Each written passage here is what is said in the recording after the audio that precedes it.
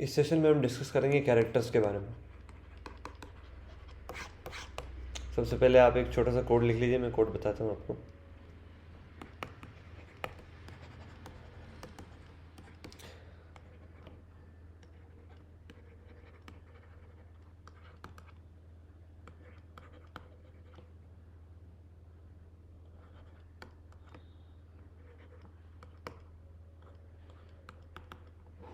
इसकी साइड में या नीचे आप लिख लीजिए objective to store a character in RAM. अभी हमारा सिर्फ ये ऑब्जेक्टिव है कि हमें एक अक्षर को, एक कैरेक्टर को रैम के अंदर स्टोर कराना है। तो हमने यहाँ मेन फंक्शन के अंदर एक कैर टाइप का वेरिएबल लिया, जैसे कि हम int लिखते हैं वैसे int की जगह इस बार हमने कैर टाइप का वेरिएबल लिया। int होता है इंटीजर स्टोर कराने के लिए, और कैर होता है कैरेक्टर स्टोर कराने के लिए। काफ़ी सिंपल है यहाँ तक। उसके बाद में हमने x को a असाइन कर दिया। जैसे कि हम अगर int x होता तो x को जैसे कि हम 5 असाइन करते थे, वैसे हमने x नाम के एक वेरिएबल को एक ही वैल्यू असाइन कर दी। काफ़ी सिंपल है ये, बट ऑब्वियस है। अब इसमें प्रॉब्लम है सिंटेक्स की, सिंटेक्स एरर है। इसको रन करके देख लेते हैं।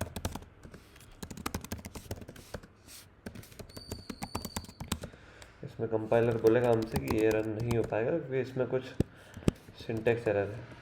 अभी हमें इंक्लूड करने की ज़रूरत नहीं है, अभी सिर्फ मेन फंक्शन लेना है। इसमें एक कैर टाइप का वेरिएबल x को हमने a असाइन करा है, कैपिटल है, और रिटर्न 0 करा दिया क्योंकि हमें अभी सिर्फ स्टोर कराना है। इसको मैंने सेव किया। जैसे ही मैं कंपाइल करने जाऊँगा तो एरर बोलेगा कि use of undeclared identifier A1 error generated. तो आप समझते हैं कि ये क्यों आ रहा है। जब भी हम x लिखते हैं कहीं भी, जैसे फॉर एग्जांपल हमने वेरिएबल डिक्लेयर किया x नाम का, अब जब भी हम प्रोग्राम में सिर्फ x लिखते हैं तो वो x की वैल्यू समझता है। मतलब कि अगर कहीं पर सिर्फ x लिखा हुआ है तो उससे कंप्यूटर समझेगा कि एक वेरिएबल है। अगर कहीं पर सिर्फ a लिखा हुआ है तो उससे भी ये समझेगा कि एक वेरिएबल है। और इस केस में हमने लिखा है x इक्वल टू a, तो जब ये दोनों वेरिएबल होंगे तो इसकी वैल्यू इसको असाइन हो जाएगी। लेकिन इस केस में ऐसा नहीं है। इस केस में हमने इस टाइप के वेरिएबल को डिक्लेयर नहीं किया है। और प्लस दूसरी बात कि ये सिर्फ एक डाटा है, डेटा एंड नॉट वेरिएबल। तो कैरेक्टर को स्टोर कराने के लिए एक सिंटेक्स होता है, सिंगल कोट्स का यूज होता है। यहाँ पे आप लिख लीजिए single quotes are used to store characters. मतलब कि अब हमें किसी कैरेक्टर टाइप के वेरिएबल में, किसी कैर टाइप के वेरिएबल में, ये कैर टाइप का वेरिएबल है, इसको हमें अब a की वैल्यू असाइन करनी, तो ऐसे सिंगल कोट करके ये लिख लेंगे और फिर रिटर्न 0। इससे होगा ये कि a की जो वैल्यू है वो x को असाइन हो जाएगी। काफ़ी सिंपल सी बात है। इसको एक बार रन करके देख लेते हैं। यहाँ पर हमें सिंगल कोट्स का यूज़ करना है। सॉरी, हमने सिंगल कोट्स का यूज़ कर लिया। कंपाइल करके देख लेते हैं। अब ये कोई कंपाइलर नहीं दे रहा है और इसका कोई आउटपुट नहीं आएगा क्योंकि आउटपुट हमने कॉल ही नहीं किया है फंक्शन में, हमारे प्रोग्राम में। सॉरी, तो हमें सिर्फ स्टोर कराना था तो हम स्टोर करवा चुके हैं। अब आपके पास में दो ऑप्शन है, या तो आपने जो सबसे पहले प्रोग्राम लिखा था ऊपर उसमें सिंगल कोट्स ऐड कर दें, या फिर ये रीज़न लिख के और फिर से दूसरी बार ये प्रोग्राम लिखें। मैं रेकमेंड करूँगा कि आप दूसरी बार ये प्रोग्राम लिखें और बीच में रीज़न लिखें, ये वाला रूल लिखें कि single quotes are use to store characters. अब डिस्कशन करते हैं कैर वेरिएबल के बारे में। जैसा कि हम समझते हैं कि int x ये पढ़ते से ऑपरेटिंग सिस्टम 4 बाइट रैम में से x को एलोकेट कर देता है। इस केस में कैर टाइप में 1 बाइट एलोकेट करता है। Similarly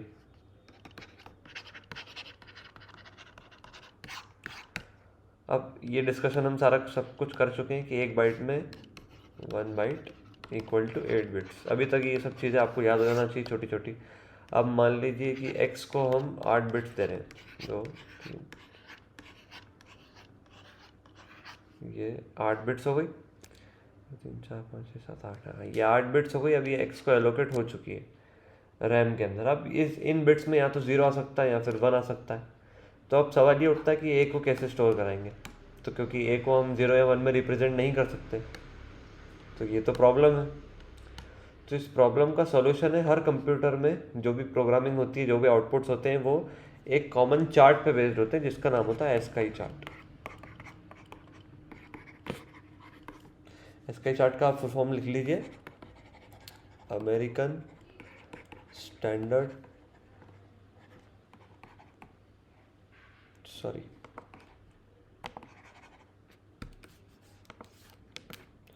code for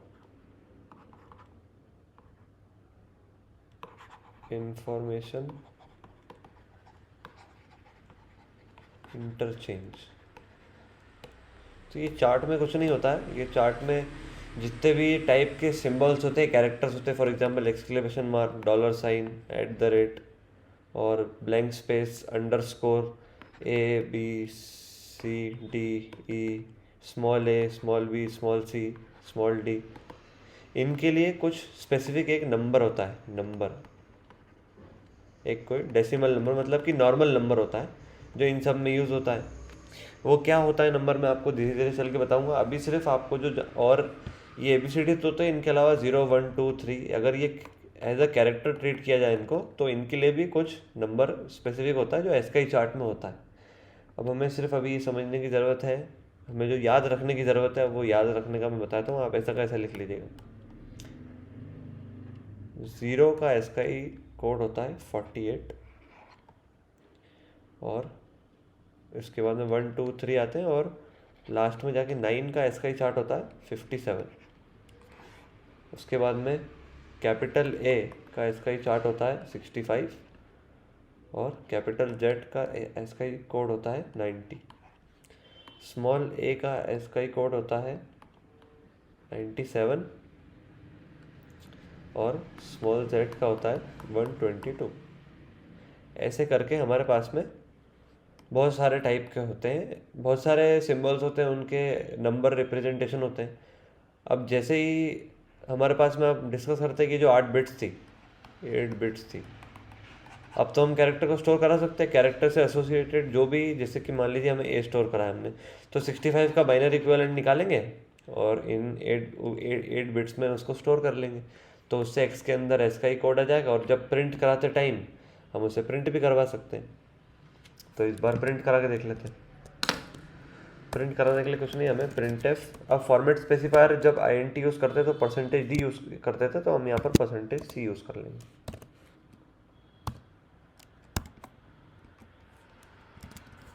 header file include नहीं करी, मैं हेडर फाइल इंक्लूड कर देता हूँ।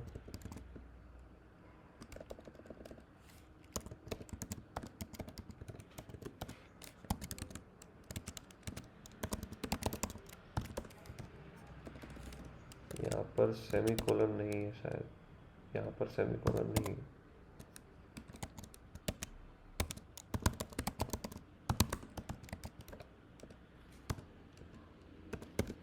तो ये हमारे सामने ए प्रिंट हो चुका है जो %c है। अब आप बोलेंगे कि %c जो होता है, मैं आपको एक और चीज़ समझाता हूँ यहीं पे।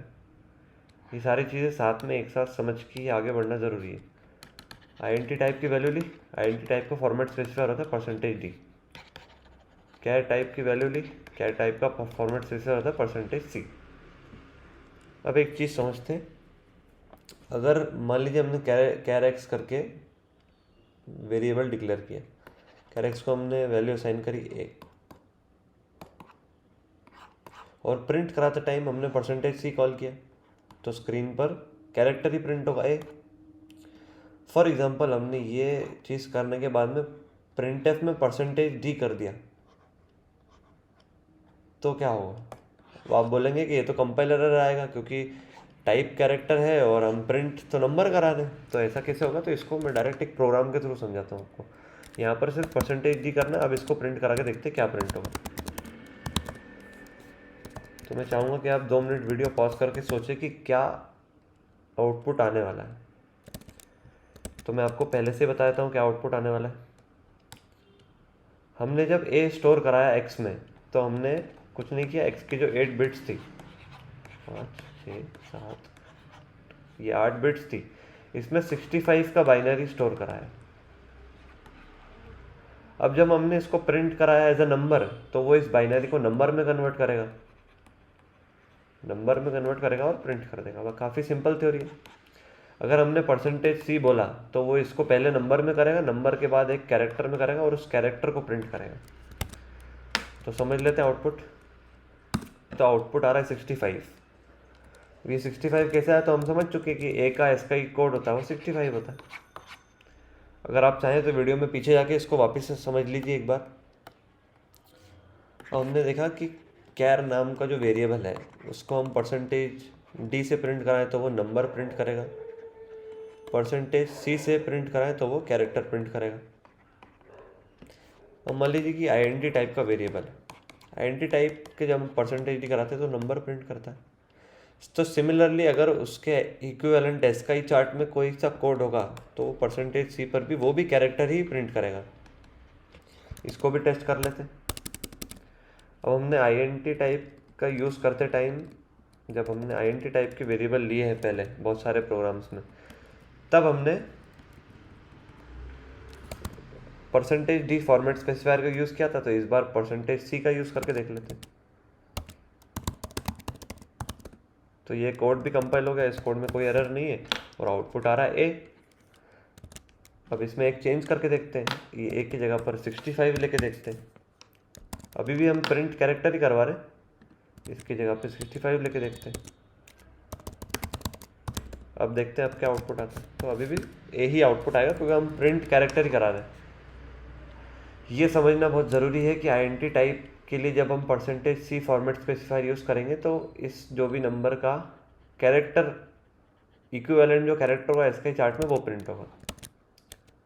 आई होप आपको यहाँ तक सब कुछ अच्छे से समझ में आया हो। अब अगर आप चाहें तो मैंने VS कोड और GCC आपके सिस्टम पे सेट करवा चुका हूँ, तो आप एक्सपेरिमेंट कर सकते हैं।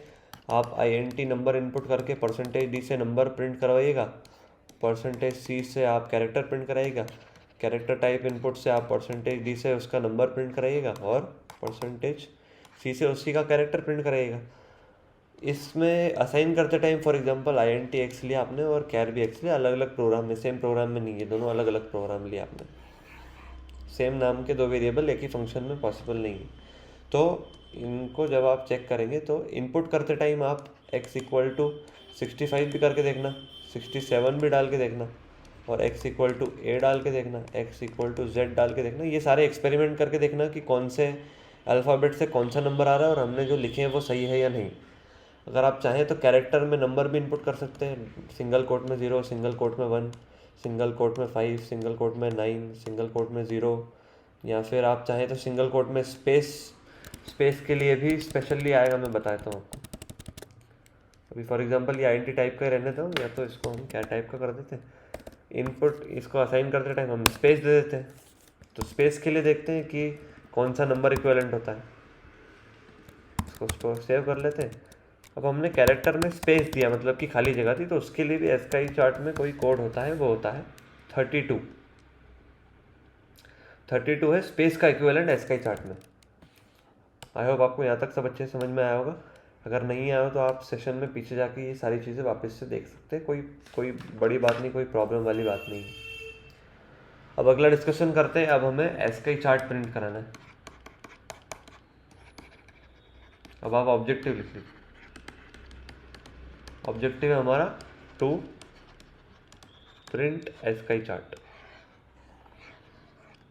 इसके लिए हमें प्रोग्राम बनाना है एक एसकाई चार्ट प्रिंट कराने के लिए। तो एसकाई चार्ट प्रिंट कराने के लिए हमें पता है कि जो एसकाई चार्ट है, सबसे पहले तो हम उसके लिए कैर नाम का एक वेरिएबल है, उसको 8 बिट्स एलोकेटेड है, 3 4 5 6 7 और ये 8 बिट्स एलोकेटेड है। तो अब हम इस कैरेक्टर टाइप के वेरिएबल की मैक्सिमम वैल्यू निकाल सकते हैं। हम पिछले सेशन में बाइनरी सिस्टम्स पढ़ चुके हैं, तो अब हम कैपेबल है कि हम इसकी वैल्यू बता सकें। तो हम इसकी वैल्यू बता के डिस्क्राइब करके देख लेते हैं, मतलब कि मैक्सिमम वैल्यू जो ये स्टोर कर सकता है। आप ऐसा आप लिख लीजिए, char type variable can not store negative value. अब हम समझ गए कि ये सिर्फ पॉजिटिव वैल्यू स्टोर करेगा, तो मैक्सिमम वैल्यू जो हो सकती है वो जब होगी जब सब में 1 हो। सारे स्विच चालू हो। तो अब इसका डेसिमल इक्विवेलेंट हम नेट से निकाल लेंगे। 8 बार अगर 1 है तो हम binary to decimal converter, binary में हमारे पास अब 8 बार 1 है तो 1 2 3 4 5 6 7 8, 8 बार 1 है तो इसकी मैक्सिमम वैल्यू होगी 255। अब 255 मैक्सिमम वैल्यू है, इसका मतलब जो हमारा एस का ही चार्ट है वो 0 से लेके 255 तक चलता है, और 0 से लेके 255 तक ये टोटल नंबर्स हो गए 256 नंबर्स। अब हम ये चाह रहे हैं कि हम इन 256 नंबर्स के लिए कैरेक्टर्स और नंबर्स प्रिंट कराएं, एक चार्ट बनाए पूरा स्क्रीन पर प्रोग्राम के थ्रू। तो डिस्कस कर लेते हैं प्रोग्राम के थ्रू हम चार्ट कैसे बना सकते हैं।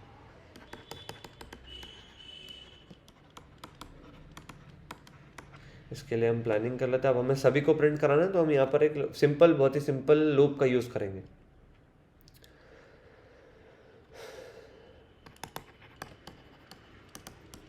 हमें कैरेक्टर्स प्रिंट कराना है और उनके नंबर्स प्रिंट करना, तो हम ये देख चुके हैं कि कैरेक्टर टाइप के उसमें जब %d कॉल होता है तो नंबर ही प्रिंट होता है, जब %c कॉल होता है तो कैरेक्टर प्रिंट होता है। हम इसमें दोनों साथ में प्रिंट करवाएंगे। तो फॉर एग्जांपल सबसे पहले हम समझ लेते हैं इसमें एक कैर टाइप का वेरिएबल जो कि होगा x से, और फिर हम यहाँ पर फॉर लूप लगा देते हैं फॉर x = 0, x <= 255, जो कि अब ये जो x 255 इसलिए लिया क्योंकि अभी हम डिस्कस कर चुके हैं कि मैक्सिमम वैल्यू 255 और एस का ही चार्ट में 255 तक वैल्यूज़ हैं, और आइटरेटर x++ क्योंकि हम हर एक घर को विजिट करने वाले। इसके वन लाइनर में अब हम वैल्यूज प्रिंट करा देंगे। अब वैल्यूज प्रिंट हमें कैसे कराना है कि यहाँ पर कैरेक्टर प्रिंट हो और थोड़ी सी स्पेस रहे, उसके बाद में नंबर प्रिंट हो। तो यहाँ पर मैंने आपको याद हो तो जैसे कि \n होता है उससे लाइन चेंज हो जाती है, वैसे ही \t होता है उससे 4 स्पेस ऑटोमेटिक डल जाते हैं। तो हम यहाँ पर पहले मान लीजिए कि कैरेक्टर प्रिंट करा लिया %c, उसके बाद में \t से हमने स्पेस दे दी,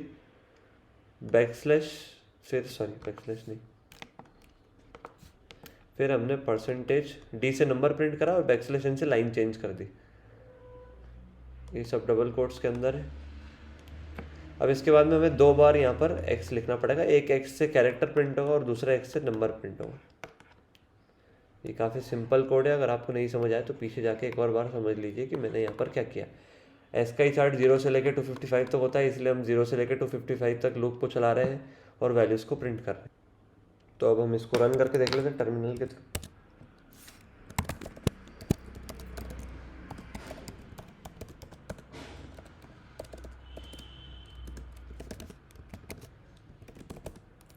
एक क्या टाइप का वेरिएबल लिया, उसके बाद में फॉर लूप लिया हमने x = 0, x <= 255 और x++।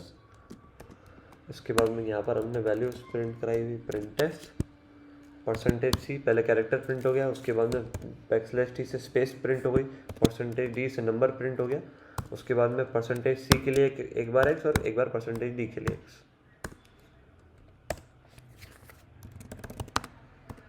इसको चेक कर लेते हैं, शायद तक मुझसे कुछ गलती हुई है। हाँ, सब सही है। ये जो वार्निंग जनरेटेड है इसका मतलब मैं आपको भी थोड़ी देर में समझाऊंगा। अभी आप इस वार्निंग पे फोकस मत कीजिएगा, मैं आपको वार्निंग क्यों आ रही है, क्या आ रही है, क्या रीज़न है उसका सब कुछ बताऊंगा। पिछले बाइनरी सिस्टम्स वाले सेशन के लॉजिक से मैं वो आपको समझाने की कोशिश करूँगा। आई होप आपको समझ में आए। अब हमने जो फाइल कंपाइल करी उसको एग्जीक्यूट करते हैं। तो यहाँ पर आप देख रहे हैं कि ये इनफाइनाइट टाइम्स प्रिंट होते जा रहा है, रुक ही नहीं रहा है, जैसा कि आप देख सकते हैं। ये देखिए आप, इनफाइनाइट टाइम्स सब प्रिंट होते जा रहा है। तो ऐसा क्यों हो रहा है इसको समझते हैं।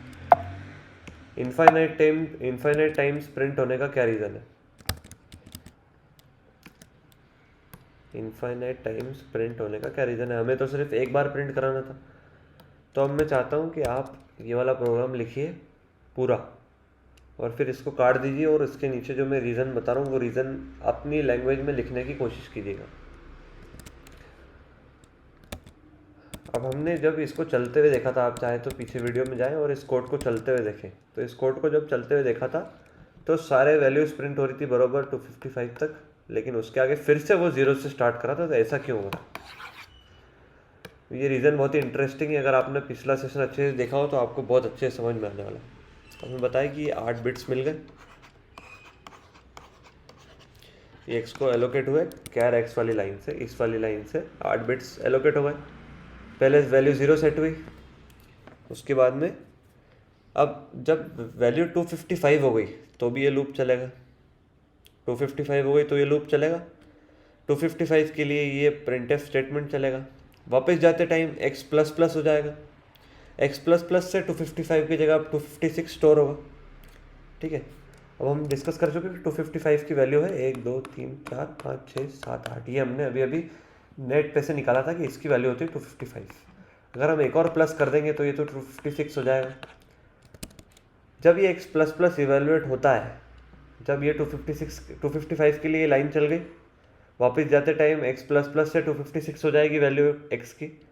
अब डिस्कस करते हैं कि 256 का बाइनरी इक्विवेलेंट क्या होता है।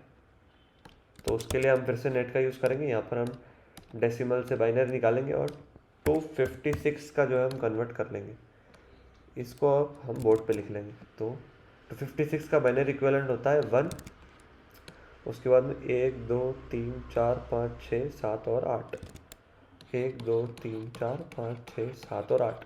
अब सवाल ये कि हमारे पास में तो 8 ही बिट्स है, 4 5 6 7 और ये 8। अब 8 बिट्स है और पिछले सेशन में हम ये डिस्कस कर चुके हैं कि जो लेफ्ट साइड की एक्स्ट्रा बिट्स होती है वो डिलीट हो जाती है, राइट साइड की सेव हो जाती है। तो अब 1 1 1 255 वैल्यू होने के बाद में 0 0 0 0 वैल्यू हो जाएगी, क्योंकि ये जो 1 आएगा यहाँ पर 256 का, ये टर्मिनेट हो जाएगा क्योंकि हमारे पास में स्टोर करने के लिए 8 ही बिट्स है। ये सारा डिस्कशन पिछले सेशन में हो चुका है कि जब ओवरफ्लो वाली कंडीशन आती है तो एक एक्स्ट्रा वाली बिट डिलीट हो जाती है। अब आप देखेंगे कि वैल्यू तो फिर से 0 हो गई। तो अब जब ये कंडीशन चेक होने जाएगी वापस से, तो यहाँ पर फिर से 0 से कंपैरिजन होगा और ये लूप फिर से चलने लग जाएगा। फिर 255 तक चलेगा, फिर से 256 के लिए वो 1 डिलीट हो जाएगा और फिर से ये बार बार रन होने लग जाएगा, इसलिए इनफाइनाइट लूप है। आई होप आपको ये अच्छे से समझ में आया होगा कि ये इनफाइनाइट टाइम्स क्यों चल रहा है। तो अब डिस्कशन करते हैं कि इसका सॉल्यूशन क्या है। अभी भी हमारा ऑब्जेक्टिव फुलफिल नहीं हुआ, जो कि है इसका चार्ट को प्रिंट करने का। तो उसके लिए रीज़न काफ़ी सिंपल है। हमने जो कैर एक्स लिया था उसकी जगह पर हम INT x ले लेंगे। इसके लिए 32 बिट एलोकेट होगी, लेकिन हमारा काम हो जाएगा क्योंकि वो जब वैल्यू 256 होगी तो उसके लिए जगह रहेगी और फिर वो लूप नहीं चलेगा, तो 255 तक ही वो वैल्यू प्रिंट होगी। तो इसको एक बार चेक कर लेते हैं। चेंज हमें ये करना है कि इसको INT कर देना है। वो जो वार्निंग आई थी कंपाइलर में, जो वार्निंग आई थी वो भी इसी रीज़न से आई थी। सॉरी, मैंने टर्मिनल क्लोज कर दिया था क्योंकि इनफाइनाइट लूप स्टार्ट हो गया था। आप इनफाइनाइट लूप को रोक सकते हैं Ctrl+C दबा के अपने सिस्टम में, क्योंकि आपके पास में विंडोज़ है।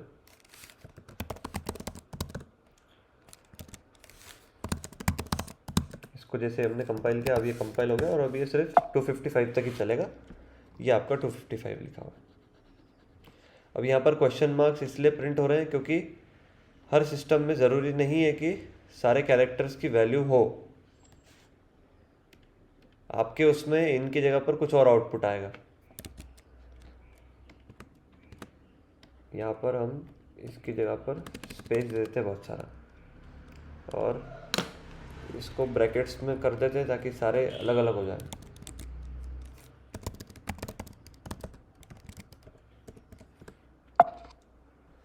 अब आप देख रहे हैं यहाँ पर क्वेश्चन मार्क प्रिंट हो रहा है कैरेक्टर की जगह पर। तो क्वेश्चन मार्क इसलिए प्रिंट हो रहा है क्योंकि ये अननेसेसरी वैल्यूज़ रहती। अब अननेसेसरी वैल्यूज़ तो ठीक है, लेकिन कहीं कहीं पर आप देखेंगे कि ये ब्लैंक भी प्रिंट हो रहा है। तो इसका भी कुछ रीज़न है, इनके कुछ सिंबल्स होते हैं प्रॉपर। जैसे यहाँ पर सिंगल कोट है तो सिंगल कोट के लिए ये है, यहाँ पर ब्रैकेट है डबल बार, क्योंकि तो मतलब ब्रैकेट का इसका ही कोड 40 है, क्लोज ब्रैकेट का इसका ही कोड 41 है, स्टार का इसका ही कोड 42 है, प्लस का 50 है, 3 का 51 है। ये सारे अलग अलग आपके सामने। कैपिटल R का 82 है, 65 देख लेते जो कि ए का होना चाहिए, तो ये ए लिखा हुआ है और ए का जस्ट अगली लाइन पे ये रहा 65, बी का 66, सी का 67। उसके बाद में स्मॉल लेटर्स के लिए देख लेते हैं, तो स्मॉल लेटर ए के लिए 97 जो कि मैंने सेशन के शुरू में बताया था। उसके बाद में स्मॉल लेटर जेड का यहाँ पर होगा, स्मॉल लेटर जेड का 122 है। स्पेस के लिए 32 होता है, तो स्पेस के लिए 32 को देख लेते हैं, तो 32 के यहाँ पर स्पेस है। ये क्वेश्चन मार्क इसलिए आ रहा है क्योंकि सारे सिस्टम में सारे कैरेक्टर्स नहीं रहते, आपके सिस्टम में भी कुछ मिसिंग आएंगे। हो सकता है आपके सिस्टम में ज़्यादा है, यहाँ पर शायद कुछ इमोजीज प्रिंट होके आए, तो वो कुछ भी हो सकता है, वो डिटरमाइन नहीं कर सकते क्योंकि सारे सिस्टम के आर्किटेक्चर्स अलग अलग होते हैं। आई होप आपको इस सेशन में सब कुछ अच्छे से समझ आया। मैं रेकमेंड करूंगा कि ये सेशन थोड़ा सा कॉम्प्लेक्स था दूसरे सेशंस के कंपैरिजन में, तो मैं ये चाहूँगा कि आप इस सेशन को कम से कम 2 बार देखें, एक बार नोट्स बनाते टाइम और दूसरी बार 2x स्पीड में देखें इस सेशन को, ताकि आपको सारी चीज़ें अच्छे से समझ में आए कि इनफाइनाइट लूप क्यों होता है, वो लेफ्ट वाली वैल्यू ट्रंकेट या डिलीट हो जाती है, वैल्यू वापस से 0 हो जाती है, इसलिए वो इनफाइनाइट लूप बन जाता है ऑटोमेटिकली। उसके बाद में कैरेक्टर्स को स्टोर करने के लिए सिंगल कोट्स का यूज़ होता है। ये सारा डिस्कशन हम इस सेशन में कर चुके हैं, कैसे उस कैरेक्टर का पहले एस्काई चार्ट से उसका एस्काई नंबर निकलता है, उस एस्काई नंबर का बाइनरी इक्विवेलेंट हमारे कंप्यूटर सिस्टम में स्टोर होता है। Thank you for your patience, have a nice day.